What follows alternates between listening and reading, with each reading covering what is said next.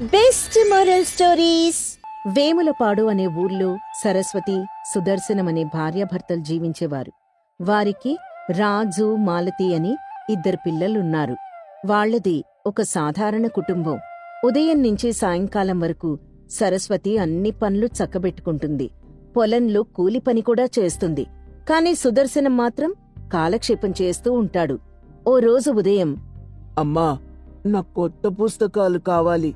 అవునమ్మా, నాక్కూడా కావాలి. లేకపోతే బళ్ళో మాస్టర్ రానివ్వరు. సరే తల్లి, ఒక్క 2 రోజులు ఓపిక పట్టండి. ఎలాగో ఒకలాగా డబ్బులు సర్దుతాను. పోయినసారి కూడా ఇదే చెప్పావు, కాని పుస్తకాలు ఇప్పించలేదు. ఈసారి ఖచ్చితంగా ఏదో ఒకటి చేసి పుస్తకాలిప్పిస్తాను నాన్నా. ముందు బడికి వెళ్ళండి అని నచ్చజెప్పి పిల్లలిద్దర్నీ బడికి పంపిస్తుంది. సుదర్శనం మాత్రం తీరిగ్గా ఇవన్నీ చూస్తూ కూర్చుంటాడు. దీంతో సరస్వతి, అలా చూస్తూ కూర్చోకపోతే కాస్త బాధ్యతగా ఉండొచ్చు కదా. అంటే ఏం చేయమంటావే? ఏం చేయమంటావేంటి? అసలు నీకు కొంచెమైనా ఆలోచనుందా? ఇంటి గురించి, పిల్లల గురించి ఏవైనా పట్టించుకుంటున్నావా? ఒక్కదాన్ని ఎంతని కష్టపడ్ను. ఊరికే తిని కూర్చుంటే ఏమొస్తుందయ్యా ఈ రోజుల్లో? ఊరికే తిని కూర్చోవాలని నాకు మాత్రం ఎందుకుంటుంది? కాకపోతే నాకు తగిన పని దొరకడం లేదు, అంతే. బయటికి వెళ్తే అదే దొరుకుతుంది. కాని నువ్వసలు ఇంట్లోనే ఉంటే పనెక్కడ్నించి వస్తుంది? అయినా నేను పనిచేయడానికి పుట్టలేదే, పని చేయించడానికి పుట్టాను. చచ్చా, నీకు చెప్పినా గోడకి చెప్పినా ఒకటే అని విసుక్కుంటూ అక్కడ్నించి వెళ్ళిపోతుంది. పొలంలో కూలి పనులు చేస్తూ కష్టపడుతూ ఉంటుంది. అప్పుడు అక్కడ కూలివాళ్లు, అయ్యో సరస్వతి, నీలాంటి కష్టం పగవాడికి కూడా రాకూడదు.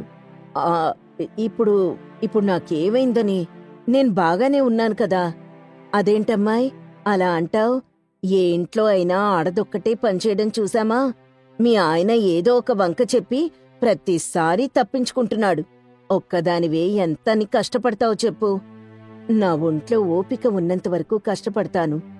నువ్విలానే నీ పని చేసుకుంటూ పోతే మీ ఆయన ఇంకా నెత్తినెక్కి కూర్చుంటాడు. ఇప్పుడే దారిలో పెట్టాలి. మీరు చెప్పింది కూడా నిజమేనండి. మీరెన్ని చెప్పినా దండగే. ఆమె భర్త ఒట్టి పని దొంగ అని అనడంతో అందరూ నవ్వుతారు. దీంతో సరస్వతి మనసు బాధపడుతుంది. ఇంటికొచ్చిన తర్వాత మరోసారి భర్తతో మాట్లాడేందుకు ప్రయత్నిస్తుంది. నువ్వెలాగూ సంపాదించటం లేదు.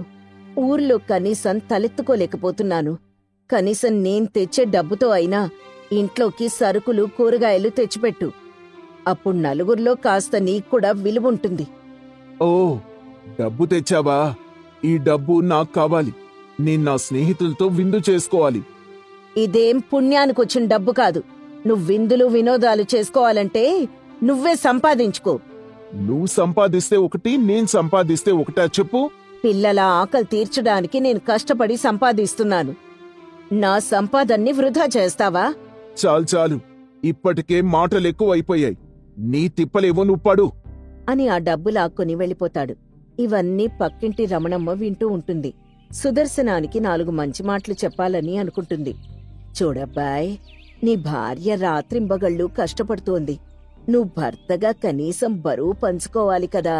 ఇంట్లో ఆమె గోలైంది, మీరు మొదలు పెట్టారా? అసలు అది నీ బాధ్యత.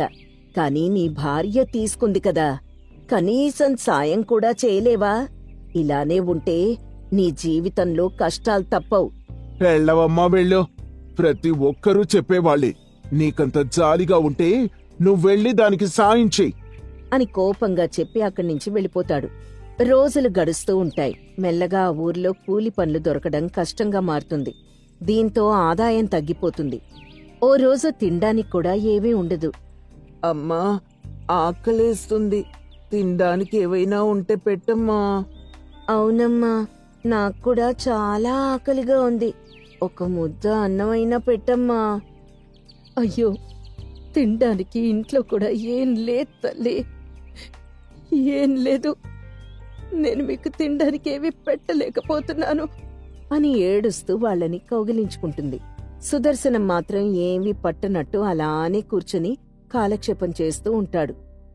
చూడు, పిల్లలెలా ఆకలితో అలమటిస్తున్నారు. నీకొంచెం కూడా జాలి కలగడం లేదా? నేను మాత్రం ఏం చేస్తానే? నాకెక్కడా పని దొరకడం లేదు. ఇంట్లో కూర్చొని తింటూ ఉంటే ఎవరైనా పనెందుకిస్తారయ్యా? నాన్న, నువ్వు కూడా పని చేస్తే మనం చక్కగా ఉండేవాళ్ళం కదా నాన్న. అవునన్నా, బడిలో స్నేహితులందరికీ తినడానికుంటుంది. నేను మాత్రం బడికి వెళ్ళి ఆకలితో కూర్చుంటున్నాను.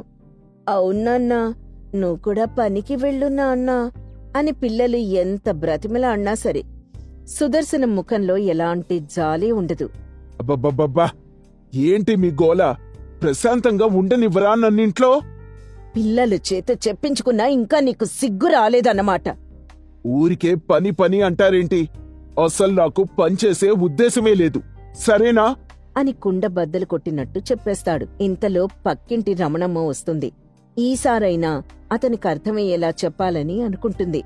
సుదర్శనం, ఇది నీకేమైనా బావుందా చెప్పు?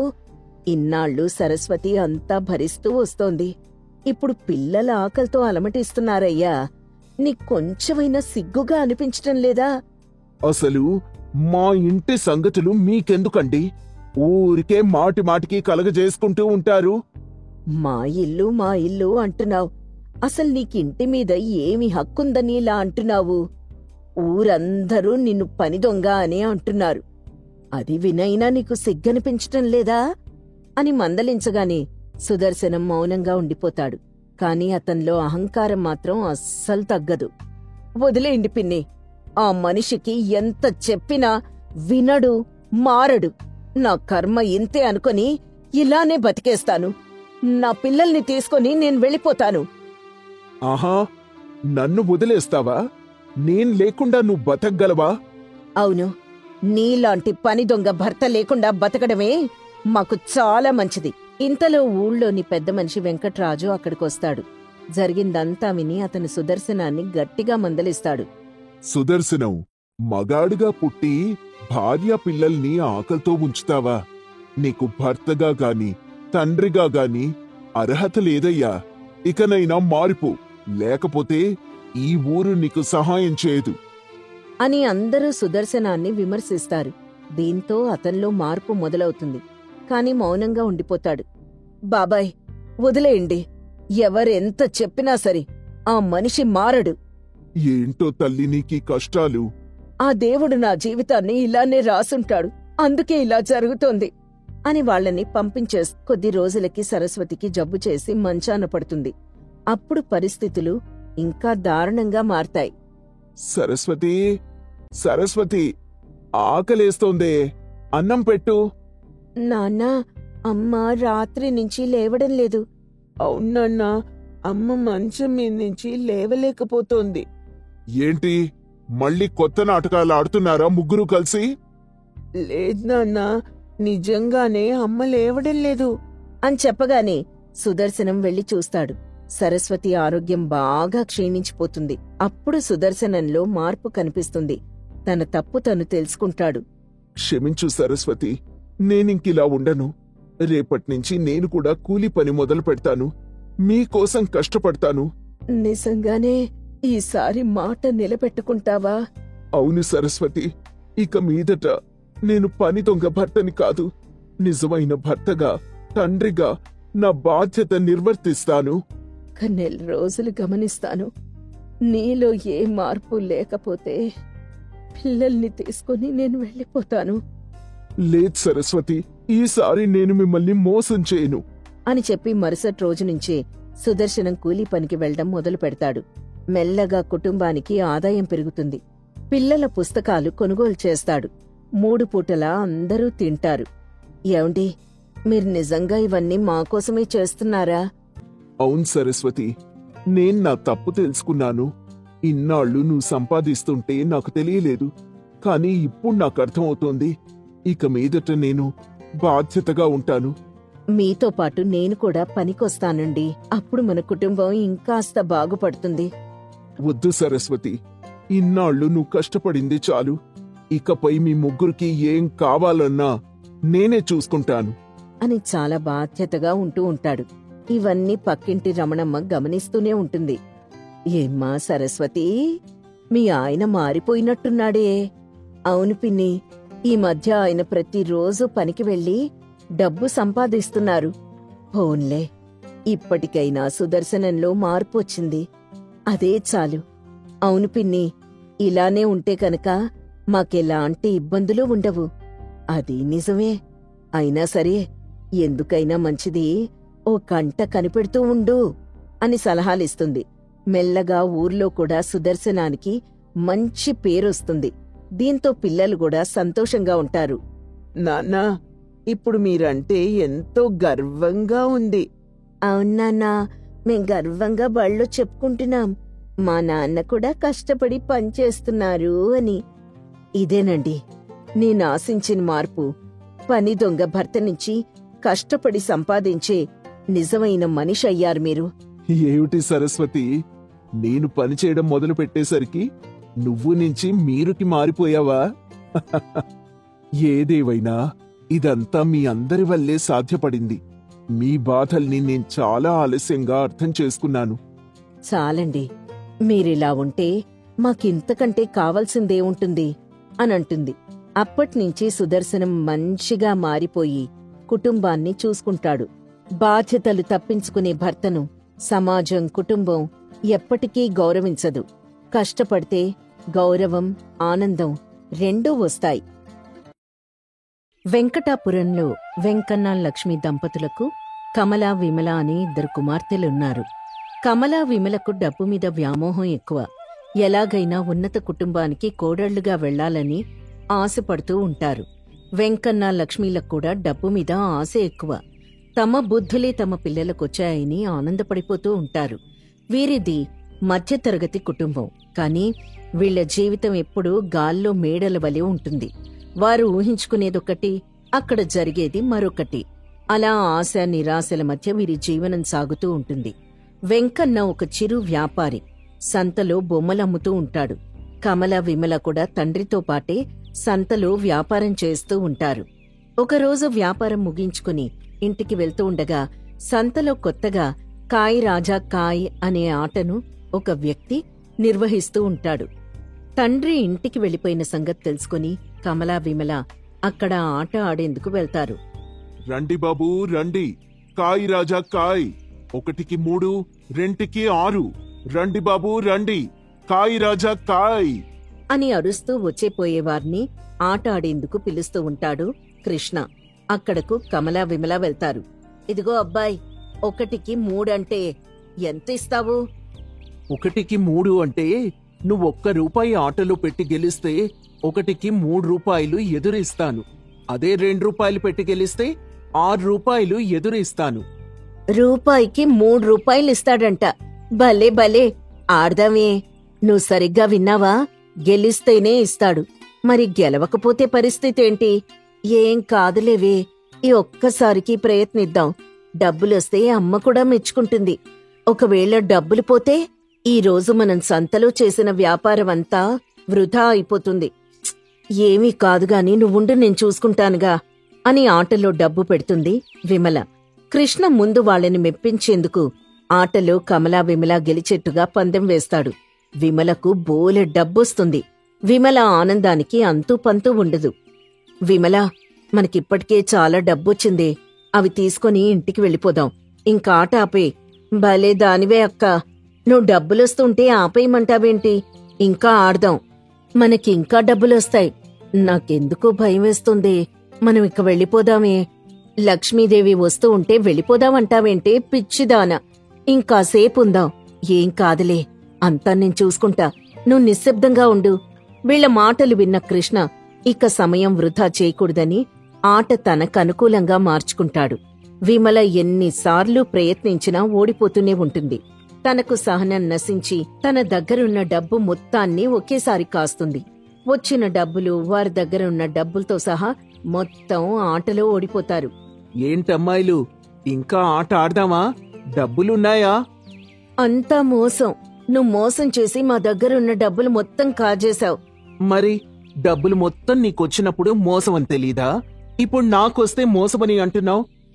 నా డబ్బులు మొత్తం కాజేసి మళ్ళీ నాకే నీతులు చెప్తున్నావా? అతనితో మన గొడవలెందుకే, మనమే కావాలని ఆట ఆడాం. నేనిందాకే చెప్పాను, డబ్బులొచ్చినప్పుడు వెళ్ళిపోదామని.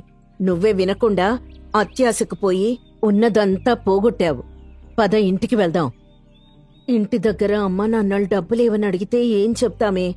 ఏముంది, నిజమే చెప్దాం. డబ్బులొస్తాయని ఆటాడాం, కాని డబ్బులొచ్చినట్టే వచ్చి మొత్తం పోయాయని. అమ్మ తిడుతుందేవోనే. విజయం ప్రతిసారి మన వెంటే ఉండదక్కా. అప్పుడప్పుడు అపజయాలు కూడా తప్పవు. విజయం వచ్చినప్పుడు పొంగిపోయి, ఓడిపోయినప్పుడు కృంగిపోవడం సరికాదు. మళ్ళీ మనల్ని వెతుక్కుంటూ విజయం తనంతట తనే వస్తుంది. నీతి కబుర్లు నాకు చెప్పమాకు. అసలే కోపంగా ఉంది. ఉన్నదంతా పోగొట్టి ఇప్పుడు నాకు నీతులు చెప్తున్నావా? పద, ఇంటికెళ్ళాక నీకు అమ్మా నాన్నలతో ఉంది. నాకేం భయం లేదు. అమ్మా నాన్నలకేం చెప్పాలో నాకు బాగా తెలుసు అని మాట్లాడుకుంటూ ఇద్దరూ ఇంటికొస్తారు. కమల, విమల లోపలికొచ్చి వెంకన్న, లక్ష్మీల దగ్గరకు వెళ్తారు. ఏంటమ్మా, నేనెప్పుడో వచ్చేశాను, మీరిప్పటిదాకా రాలేదేంటి? ఎందుకు ఆలస్యమైంది? నాన్నా, నేనీ రోజు ఒక్క రూపాయితో 100 రూపాయలు సంపాదించాను. అలా అనేసరికి లక్ష్మికి, వెంకన్నకు ఆశ పెరిగి లక్ష్మిలా అంటుంది. అవునా? నిజమా? ఏవే ఆ 100 రూపాయలు నాకు చూపించు. నిజమా తల్లి? నాకు ముందే తెలిసే నువ్వు మా ఇంటి మహాలక్ష్మివే. అందుకే నువ్వేం చేసినా మనకు మంచే జరుగుతుంది. అమ్మా నాన్న, తొందరపడకండి. అది చెప్పేది మొత్తం పూర్తిగా వినండి. ఆ తర్వాత లక్ష్మీదేవి ఎవరో తెలుస్తుంది. అదేంటి అది అలా అంటుంది? ఇంకా చెప్పాల్సిందేమైనా ఉందా తల్లి? అవునన్నా, నేనీ రోజు సంతలో కాయరాజా కాయ ఆట ఆడాను. ఒక్క రూపాయితో 100 రూపాయలు గెలిచాను. కానీ కానీ కానీ అని సాగతీమాకే. అసలే నాకు కంగారుగా ఉంది. 100 రూపాయలు ఎలా ఖర్చు పెట్టాలో నాకు అర్థం కావడం లేదు. ఎక్కడ దాయాలో తెలియడం లేదు. తొందరగా చెప్పి ఆ డబ్బు నాకివ్వు. ఆ ఇస్తా. నేను చెప్పేది ముందు పూర్తిగా వినండి, తర్వాత ఇస్తాను.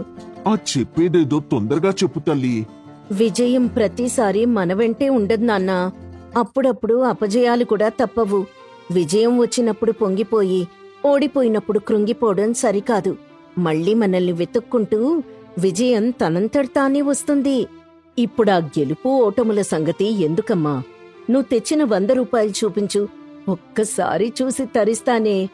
నేను చెప్పేది మీరు పూర్తిగా అర్థం చేసుకోవడం లేదమ్మా. నువ్వు సరిగ్గా చెప్పడం లేదు గాని, అమ్మా నాన్నా, ఇది అక్కడ ఆటాడి ఒక్క రూపాయితో 100 రూపాయలు సంపాదించిన మాట నిజమే. కాని అత్యాశకు పోయి మళ్లీ ఆడింది. ఉన్నదంతా పోగొట్టుకుంది. ఆ మాటకి వెంకన్న, లక్ష్మి నీరుగారిపోతారు. ఒక్కసారిగా కుప్పకూలిపోయి ఓ మూల కూర్చుంటారు. కాసేపెవ్వరితో మాట్లాడకుండా అలా ఉండిపోతారు. కొద్దిసేపటి తర్వాత వెంకన్న నీరసంగా ఇలా అంటాడు. నువ్వు 100 రూపాయలు తెచ్చావనేసరికి ఎంతో సంబరపడిపోయానమ్మా. సంతోషంలో ఆకాశపు అంచులు దాకా వెళ్ళిపోయాను. డబ్బులు లేవనేసరికి పాతాళంలోకి పడిపోయాను. లక్ష్మి ఓ మూలన కూర్చొని 100 రూపాయలు 100 రూపాయలు 100 రూపాయలు అని కలవరిస్తూ ఉండిపోయింది. కమల ఇద్దర్నీ తట్టిలేపి ఓ దగ్గర కూర్చోపెట్టి అసలు విషయం చెప్పింది. అమ్మా, సంతలో నుంచి వస్తూ ఉంటే ఒకడు కాయరాజా కాయ ఆట పెట్టాడు. సరదాగా 1 రూపాయితో ఆడాం. ఒకటికి 3 రూపాయలొచ్చాయి. మళ్ళీ ఆడాం, మళ్ళీ వచ్చాయి. అలా ఆడుతూనే ఉన్నాం. 100 రూపాయల వరకు వచ్చాయి. తర్వాత తెలిసిందమ్మా, అవి మా తెలివి వల్ల రాలేదు. ఆట ఆడించేవాడు మాకు వచ్చేలా చేశాడు అని. మేమింక తిరిగొచ్చేద్దాం అనుకున్నాం. కాని ఇదిగో ఇదే ఈ విమలే ఇంకా ఆడదామని ఆడింది. అతగాడికి అనుమానం వచ్చి ఆట మొత్తం తనే గెలిచేలా ఆడాడు. వచ్చినవి మొత్తం ఊడ్చుకుపోయాయి. ఇదిగో ఇంటికిలా బిక్కమొహం వేసుకునొచ్చాం. ఇదమ్మా జరిగింది. 100 రూపాయలొచ్చినప్పుడు ఇంటికి తిరిగి రాకుండా మళ్ళీ ఎందుకు ఆడారు? మన కుటుంబానికున్న పెద్ద గండమేంటో తెలుసుగా, అత్యాశ. దానివల్లే వచ్చినవి మొత్తం పోయాయి. సరేలే, మనది కానప్పుడు ఆశపట్టం కూడా తప్పే. చిరాకులో ఉన్నా నాకు నీతులు చెప్పొద్దు. ఇందాక ఇది కూడా అలాగే డబ్బులు మొత్తం పోగొట్టి నాకు నీతులు చెప్పిందమ్మా అంది కమల. వెంకన్న విమల వైపు చూస్తూ, ఇందాకట్నుంచి నిన్ను తల్లి తల్లి అన్నాను. నువ్వు తల్లివి కాదే, పెద్ద గండు పిల్లివి అని అనేసరికి విమల అలిగి ఇంట్లోకి వెళ్ళిపోతుంది. కమల నవ్వుకుంటూ వెనకాల వెళ్తుంది. వెంకన్న లక్ష్మి ఒకరి ముఖం ఒకరు చూసుకుంటూ జాలిపడతారు. ఆ రోజు రాత్రి అందరూ నిద్రపోతూ ఉండగా వెంకన్న పెరట్లోకొస్తాడు. అక్కడ చీకట్లో నేలమీద ఏదో మెరుస్తూ కనిపిస్తుంది. అదేంటా అని దగ్గరికి వెళ్లి చూస్తాడు. అరే, ఇది బంగారు నాణెం మన పెరట్లోకి ఎలా వచ్చింది? అని చుట్టూ చూస్తాడు. మరొక చోట ఇలాగే మెరుస్తూ కనిపిస్తుంది. ఇది కూడా బంగారు నాణెమే అని అలా వెతుకుతూ ఒక మూల వరకు వెళ్తాడు. అక్కడ మరికొన్ని బంగారు నాణేలు కింద పడి కనిపిస్తాయి. అరే, మన పెరట్లో ఇన్ని బంగారు నాణేలున్నాయా? ఇన్నాళ్ళు నేను చూసుకోలేదే అని అక్కడున్న మట్టిని పక్కకి తొలగించి చూస్తాడు. తను తీసే కొద్దీ బంగారు నాణేలు బయటపడుతూ ఉంటాయి. నా పెరట్లోనే ఇంత బంగారం పెట్టుకొని ఇన్నాళ్ళు నేను బొమ్మలమ్ముకుంటూ బ్రతికానా? అయ్యో, 2 చేతులు సరిపోవడం లేదు బంగారం బయటికి తీయడానికి. లక్ష్మీ, లక్ష్మీ, లక్ష్మీ, తొందరగా రా అని గట్టిగా కేకలు వేస్తూ ఉంటాడు. ఇంతలో నిద్రపోతున్న లక్ష్మి, కమల, విమల ముగ్గురూ లేచి వెంకన్న దగ్గరికొస్తారు. వచ్చి వెంకన్నను చూసేసరికి ముగ్గురూ ఆశ్చర్యపోతారు. వెంకన్న కింద పడుకుని పక్కనున్న బొమ్మల్ని ముక్కలు ముక్కలుగా చింపుతూ బంగారం బంగారం అని అరుస్తూ ఉంటాడు.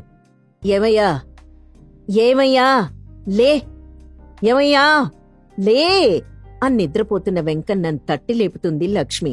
వెంకన్న నిద్ర లేచి చుట్టూ చూసి, బంగారం, బంగారమే, ఎక్కడా బంగారం, ఎక్కడా అని అరుస్తూ ఉంటాడు. ఇంతలో విమల పక్కనున్న గిన్నెతో నీళ్లు తీసుకొచ్చి ముఖం మీద పోస్తుంది. నిద్ర మత్తు వదిలేసరికి వెంకన్నకి తను కలగన్న సంగతి గుర్తుకొస్తుంది.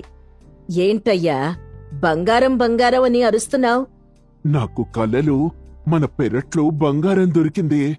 నేను నా 2 చేతులతో మట్టిని తొలగించి బంగారు నాణేలను బయటికి తీస్తున్నాను. నేను తీసే కొద్దీ బంగారం బయటికొస్తూనే ఉంది. ఒక్కడ్నే తీయడం వీలు పడక మిమ్మల్ని పిలిచాను. మీరొచ్చి నన్ను నిద్ర లేపేశారు. ఏవయ్యోయ్, తెల్లవారుజామున వచ్చే కలలు నిజమవుతాయి అంటారు.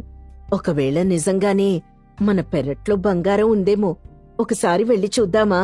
అమ్మా, నిజమేనమ్మా, తెల్లవారుజామున వచ్చే కలలు తప్పకుండా నిజమవుతాయి. పద, ఒకసారి వెళ్ళి చూసొద్దాం. నాన్నా, నువ్వెక్కడ చూశావో మాక్కూడా చూపించు. నలుగురు పెరట్లోకి వెళ్లి వెతుకుతారు. కాని ఎక్కడా బంగారం కనిపించదు. నలుగురు ఇంట్లోకొచ్చి అలసిపోయి కూర్చుంటారు. అప్పుడు కమల ఇలా అంటుంది.